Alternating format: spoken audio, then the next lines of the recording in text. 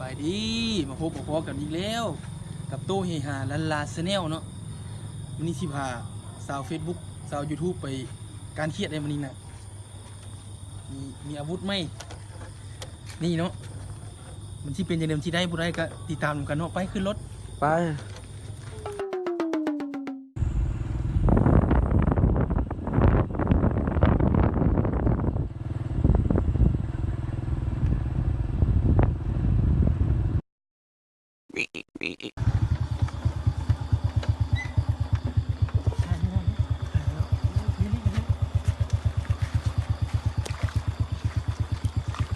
เอาแล้วพี่น้องเอาแล้ว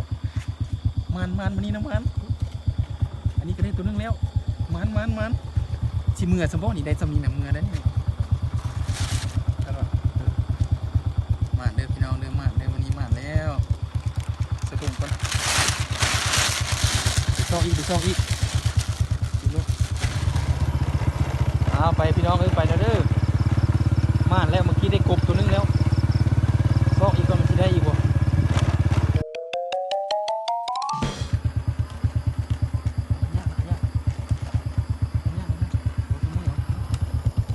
เอาอีกแล้วพูนถึงแล้ว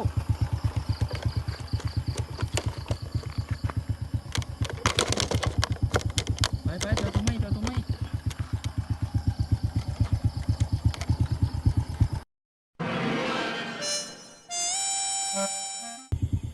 เอาอีกแล้วเห็นอีกแล้วตัวนึงแล้วเอาแล้ว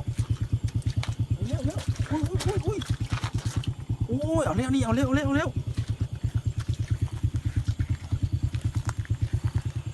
อีกแล้วพี่น้องเอ้ยมาอีกแล้ว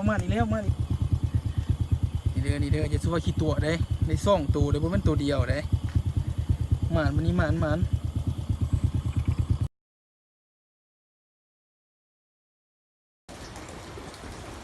ห้อนเพื่อนนะเด้อมาได้กินอยู่วันนี้นะมาเพิ่งคนงาน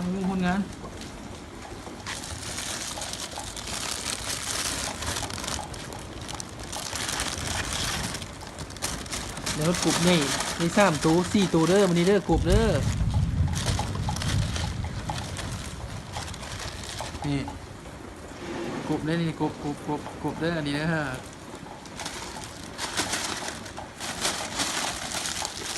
เอาทำนี้ก่อนอย่าลืมกดติดตามเลยเด้อโต้นี่ฮาลันลาแนลเนาะพิเศษอย่าลืมกด Subscribe นำเลยเด้อเอาทำนี้ก่อนมือหน้าจังนั้นไม่เนาะเอาขอบใจ